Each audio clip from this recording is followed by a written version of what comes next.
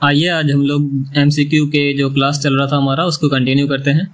तो अगर आप लोगों को नहीं पता है तो एमसीक्यू का हमारा ये कम्युनिटी हेल्थ नर्सिंग के ये हमारा कम्युनिटी हेल्थ नर्सिंग के एमसीक्यू का क्लास चल रहा था, जिसमें कि हम लोगों ने 100 क्वेश्चन सॉल्व कर लिए हैं। और आपको मैं वीडियो के डिस्क्रिप्शन में उसका लिंक दे दूंगा, या आप मेरे चैनल पे प्लेलिस्ट के सेक्शन में जाके देख सकते हैं। कम्युनिटी के एमसीक्यू के नाम से होगा। तो आज हमारा जो नेक्स्ट क्वेश्चन है वो होगा हमारा 101 से शुरू होगा। तो जो पहला क्वेश्चन है वो है इन्वेस्टिगेशन डन फॉर TBR। तो टीबी के लिए कौन सा इन्वेस्टिगेशन किया जाता है?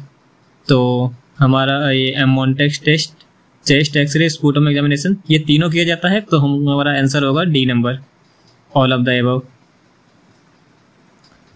फिर अगर हम आगे बढ़ें तो नेक्स्ट क्वेश्चन है कि in DOTS diagnosis of TB is made on basis of report of. जो डॉट्स डायग्नोसिस है वो कौन सी रिपोर्ट के बेसिस पे बनाया जाता है? तो हमारा आंसर हो जाएगा यहाँ पे चेस्ट एक्सरे और स्पूटम एग्जामिनेशन, ये हमारा बी नंबर। ठीक है,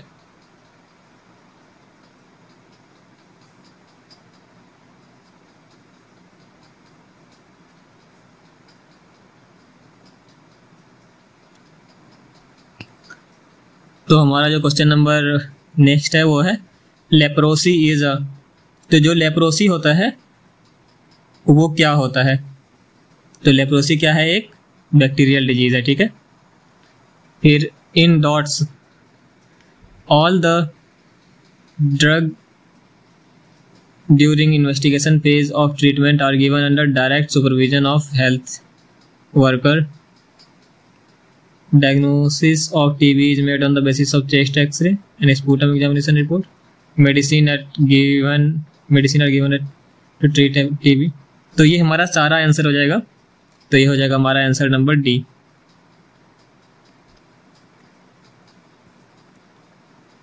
तो आंसर डी हो जाएगा।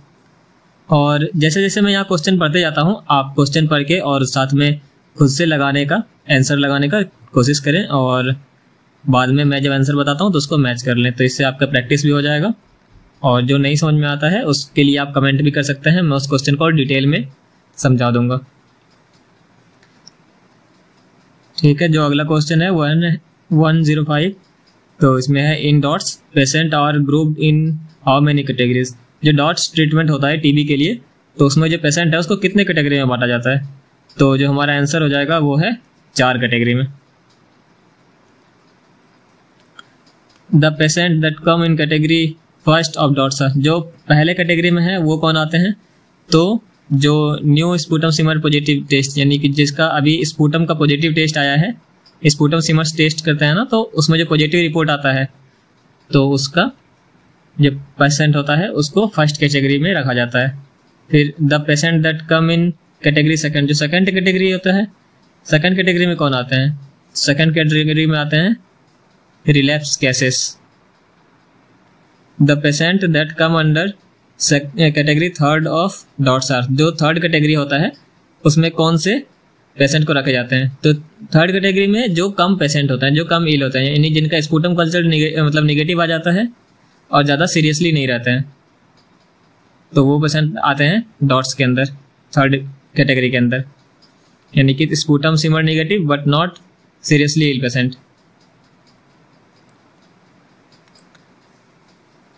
अगला जो है हमारा treatment is given during intensive phase of first category of DOTS. दो पहला कैटेगरी का जो सबसे इंटेंसिव फेज होता है, यानी कि सबसे खतरनाक वाला जो फेज होता है, उस टाइम पे कौन सा ट्रीटमेंट दिया जाता है?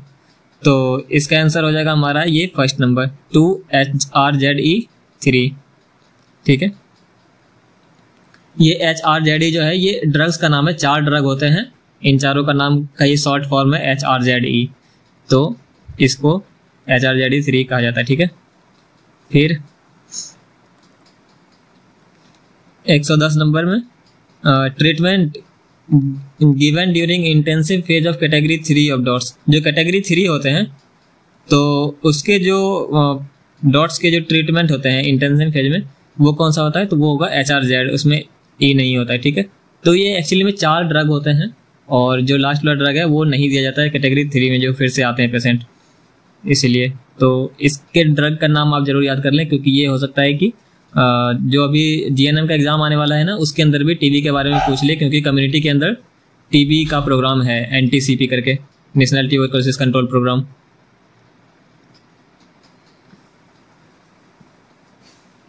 फिर अगर अगला बात करें तो duration of treatment in dots for the first category percentage, जो फर्स्ट कैटेगरी के पेशेंट होते हैं उसके ट्रीटमेंट में कितना टाइम लगता है, तो वो लगता है हमारा 6 महीने का टाइम। वर्ल्ड टीबी डे कब मनाया जाता है, तो टीबी डे मनाया जाता है हमारा 24 मार्च को।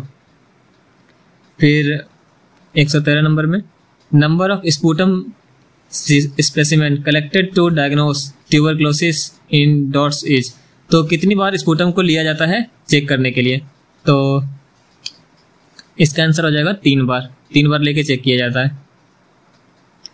फिर 114 में फर्स्ट रेफरल यूनिट, जो फर्स्ट रेफरल यूनिट होता है ना हेल्थ केयर डिलीवरी सिस्टम का, यानी कि पहली बार हम रेफर कहाँ करते हैं, तो वो हो जाएगा सीएससी, क्योंकि पीएससी से सीएससी में रेफर किया जाता है, तो वो हो जाएगा हमारा बी नंबर आंसर।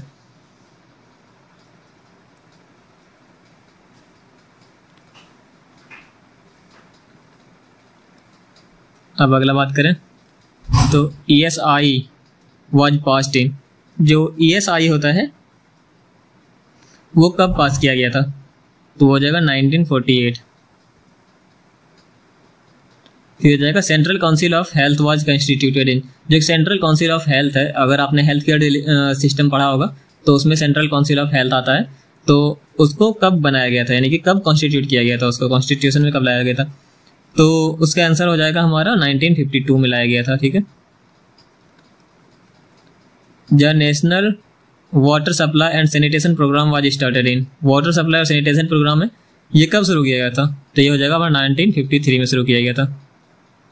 फिर prevention of food adulteration act was passed in, जो फूड एडल्ट्रेशन है, यानी कि जो खाद्य पदार्थ में जो मिलावट होती है, तो उसके लिए जो नियम आया था तो वो कब पास किया गया था, तो वो हो जाएगा हमारा 1954 में, यानी कि ये बी नंबर आंसर हो जाएगा 1954। फिर इसके बाद अगर हम बात करें तो नेशनल फाइलेरिया कंट्रोल प्रोग्राम कब आया था, ये 1955 में। यहाँ पे आप कंटिन्यू देख सकते हैं कि 1952 में सेंट्रल काउंसिल ऑफ हेल्थ आया था, 53 में वाटर सैनिटेशन प्रोग्राम, 54 में एडल्ट्रेशन के लिए एक्ट आया था, और 55 में फाइलेरिया के लिए कंट्रोल प्रोग्राम शुरू किया गया था। फिर जो स्कूल हेल्थ प्रोग्राम है वो कब शुरू किया गया था, तो ये हो जाएगा हमारा 1965 में। डिस्ट्रिक्ट टीबी प्रोग्राम कब स्टार्ट हुआ था, तो डिस्ट्रिक्ट टीबी प्रोग्राम जो है ये रिवाइज नेशनल ट्यूबरकुलोसिस प्रोग्राम के अंदर आया था, और ये हमारा शुरू किया गया था 1962 में। फिर applied nutrition program was launched in, जो अप्लाइड न्यूट्रिशनल प्रोग्राम होता है वो कब लॉन्च किया गया था, तो वो हुआ था 1963 में। फिर ESI insured following agencies except, जो ESI होते हैं वो कौन कौन से एजेंसी को, तो उसके बारे में देखें तो newspaper agency, power using factories where 10 और more employees are working, non power using factories where 10 और more employees are working, non power using factories where 20 और मोर, ये तो हमारा सी नंबर हो जाएगा, बाकी सब किया जाता है, ये सी नंबर को नहीं किया जाता। ठीक है, सी नंबर ESI के अंदर नहीं आता है।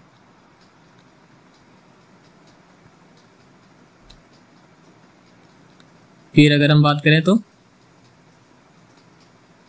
124 rural health scheme was launched in, जो रूरल हेल्थ स्कीम है, ठीक है, वो कब लॉन्च किया गया था, और रूरल हेल्थ स्कीम के अंदर ही जो है PSC CSC वगैरह आता है, तो वो कब लॉन्च किया गया था, तो वो लॉन्च किया गया था 1977 में। National health policy was announced in, तो नेशनल हेल्थ पॉलिसी कब अनाउंस किया गया था, 1982 में। फिर CSSM प्रोग्राम, जो चाइल्ड सर्वाइवल सेफ मदरहुड, ये पूरा प्रोग्राम का नाम है, तो ये कब लॉन्च किया गया था, 1992 में लॉन्च किया गया था, ये फर्स्ट नंबर। फिर revise national tuberculosis program with DOTS introduced in, जो रिवाइज नेशनल ट्यूबरकुलोसिस प्रोग्राम है तो डॉट्स के साथ कब आया था, तो डॉट्स के साथ आया था 1993 में, ठीक है।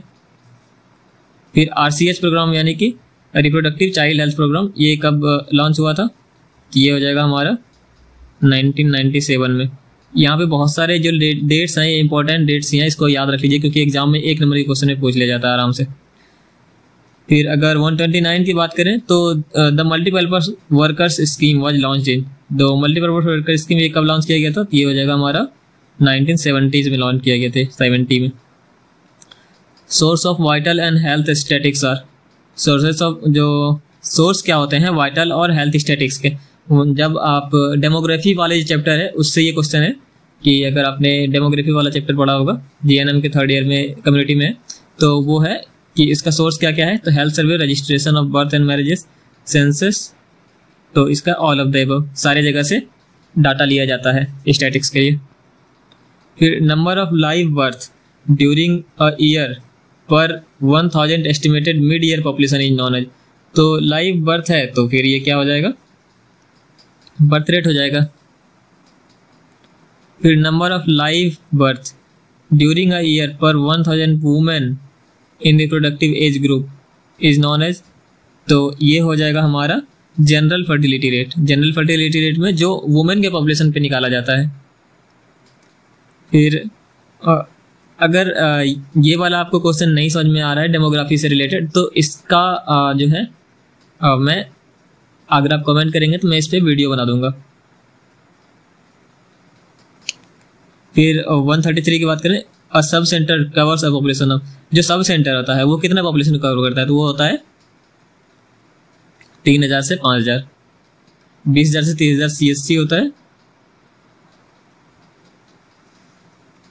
ठीक है। अब आगे बढ़े तो आ जाएगा हमारा 134 नंबर क्वेश्चन। तो 134 में क्या है, a community health centre is situated over the population of, जो कम्युनिटी हेल्थ सेंटर होता है वो कितने के पॉपुलेशन पे होता है, सभी लोगों को यहाँ पता होगा कि ये 80,000 से 1,20,000 के पॉपुलेशन पे रहता है, यानी कि C number. World health day कब मनाया जाता है, तो हेल्थ डे कब मनाया जाता है, 7 अप्रैल को, क्योंकि इसी दिन WHO की स्थापना हुई थी। The formula of infant mortality rate is, जो इन्फेंट मोर्टेलिटी रेट है उसका फार्मूला क्या है, ये भी अगेन उसी से डेमोग्राफी से ही क्वेश्चन है, और इसका जो आंसर हो जाएगा कि कितने इन्फेंट बच्चे की डेथ होती है और कितने लाइव बर्थ हुए थे और मल्टीप्लाई बाय 1000, तो ये हमारा मिल जाएगा number of infantile death in a year, total number of live birth in same year into 1000, तो ये हो जाएगा हमारा D नंबर। फिर in which year primary health care comes into practice, जो प्राइमरी हेल्थ केयर है वो कब आया था, मतलब काम कब करने लगा था, वो तो 1978 से वो काम करने लगा था। फिर the study of the distribution and determination of health related states और events in specific population is termed as, तो इसका नाम हो जाएगा कि एपिडेमियोलॉजी इसको कहा जाता है, ठीक है। कि जो एक जो स्टडी किया जाता है डिस्ट्रीब्यूशन और डिटर्मिनेशन ऑफ हेल्थ, जो हेल्थ का जो डिस्ट्रीब्यूशन है वो और डिटर्मिनेशन है उसका जो स्टडी किया जाता है, स्टडी जो किया जाता है किसी खास जगह के लिए, तो उसको कहा जाता है एपिडेमियोलॉजी। फिर जो सार्स है वो क्या है, तो what is the full form of SARS, तो सार्स क्या है कि सार्स का फुल फॉर्म होता है सीवियर एक्यूट रेस्पिरेटरी सिंड्रोम, तो यहाँ पे आप देख सकते हैं कौन सा, इस पहले सिस्टमिक नहीं होगा, सिंपल सिम्टोमेटिक नहीं, सीवियर, ये D number, severe acute respiratory syndrome. तो सार्स जो है वो कौन से किससे होता है, तो यहाँ पे बहुत इजी से क्वेश्चन है कि ये वायरल इन्फेक्शन है, सार्स रेस्पिरेटरी सिंड्रोम जो है वायरल के वजह से होता है SARS. In biomedical waste disposal human tissue and body part को किसमें कौन से कलर के बैग में डिस्पोज किया जाता है, तो ये हो जाएगा हमारा येलो बैग में, येलो बैग के अंदर ह्यूमन टिश्यू और जो बॉडी पार्ट है उसको डिस्पोज किया जाता है। फिर आज 150 क्वेश्चन तक कर लेते हैं, फिर जो अगला वीडियो है उसमें पूरा खत्म हो जाएगा। तो अभी हम लोग 142 में ash from incineration of any biological waste is discarded in, जो इंसिनरेशन प्रोसेस होता है, मतलब जिसमें कि जला दिया जाता है, तो उसका जो राख होता है उसको किस में डिस्कार्ड किया जाता है? तो उसको डिस्कार्ड किया जाता है ब्लैक वाले बैग में। ठीक है, इसको आप ऐसे भी याद रख सकते हैं कि जो जलाने के बाद राख होता है वो काला हो जाता है, तो उसको काले वाले बैग में डाल दिया जाता है। फिर in which following is not hormonal contraceptive device, तो इनमें से कौन जो है वो हार्मोनल कॉन्ट्रासेप्टिव डिवाइस नहीं है? तो इसका आंसर हो जाएगा थर्ड जनरेशन इंट्रायूटेराइन डिवाइस। हाँ, ये होता है माला एन और लिप्स नोब भी होता है। ये DMPA जो है ये नहीं होता है। In following which is an injectable contraceptive device, जो इंजेक्टेबल कॉन्ट्रासेप्टिव डिवाइस है वो कौन सा है? तो DMPA जो है वो है इंजेक्टेबल कॉन्ट्रासेप्टिव डिवाइस, क्योंकि इसको इंजेक्शन से लिया जाता है। फिर ASHA scheme has been started under, जो आशा स्कीम है ये कौन से जो है जिसके अंदर की कौन सी योजना के अंदर ये स्टार्ट हुआ था? तो जो आशा स्टार्ट हुआ था वो हुआ था नेशनल रूरल हेल्थ मिशन के अंदर हुआ था।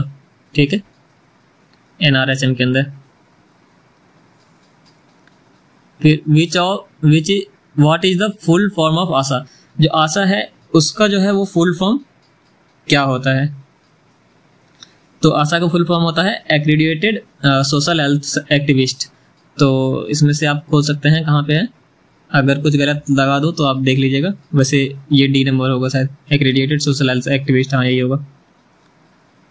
फिर अंडर जननी सुरक्षा योजना a female who delivered in government hospital in rural area is paid, जो जननी सुरक्षा योजना है, अगर गांव के अंदर कोई महिला हॉस्पिटल गवर्नमेंट हॉस्पिटल में जाके अगर डिलीवरी करवाती है तो उसको कितने पैसे दिए जाते हैं? तो उसका आंसर हो जाएगा ये 1400, 1400 रुपये दिए जाते हैं। What is the full form of NRHM, तो बहुत बार बता चुका हूँ कि नेशनल रूरल हेल्थ मिशन, ये B नंबर होगा।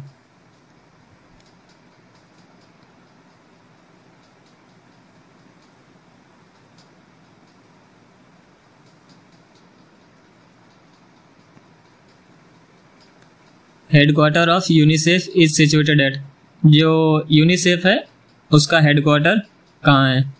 तो वो है न्यूयॉर्क में। The number of all cases old plus new is known as, जो सारे केसेस होते हैं, जो नया और पुराना सारे केस होते हैं, उन सबको मिला के क्या कहा जाता है? प्रीवेलेंस। तो आज हमारा यहीं तक रहेगा। चलिए 151 भी कर ही लेते हैं।